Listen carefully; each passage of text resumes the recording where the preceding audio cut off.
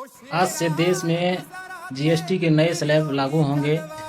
Income tax से देश की अधिकतर आबादी सब नहीं पे करते हैं, लेकिन जीएसटी गरीब से गरीब आदमी और अमीर से अमीर आदमी सब पे करते हैं। जब जीएसटी में कुछ परिवर्तन होते हैं तो वो आम आदमी पे डायरेक्ट प्रभाव पड़ता है।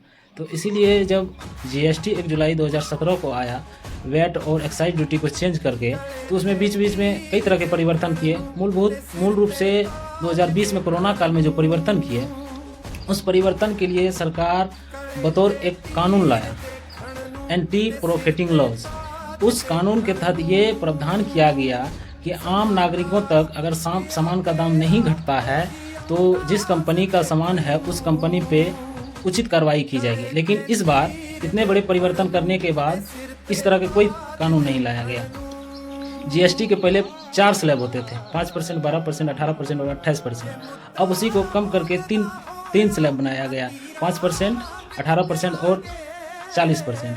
5% के अधिकतर सामान 5% में ही है, और क्या कहते हैं 12% के अधिकतर सामान को क्या कहते हैं 5% में डाल दिया गया है, और क्या कहते हैं 28% के अधिकतर सामान को 18% में डाल दिया गया, और लग्जरियस गुड जो है उसको 40% में कर दिया गया।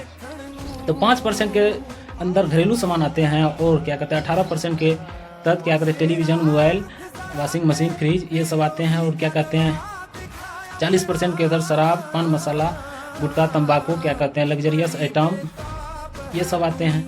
तो जब सरकार इतने बड़े परिवर्तन किए, और बीच बीच में जब परिवर्तन करते थे, और बीच बीच में निर्मला सीतारमण जी आकर कहते भी थे, जब क्या कहते हैं पॉपकॉर्न सिंपल है तो 5%, उसके नमकीन मिल गया तो क्या कहते हैं 12%, उसमें एडेड शुगर हो गया तो 18% जीएसटी लगेगा। तो इस तरह के जीएसटी व्यवस्था को सुधार जब किए हैं, सरकार का एक अच्छी कदम है, लेकिन आम लोगों को इससे लाभ मिले, ना कि कंपनी को सिर्फ। इसलिए सरकार को इस पर कड़ी से कड़ी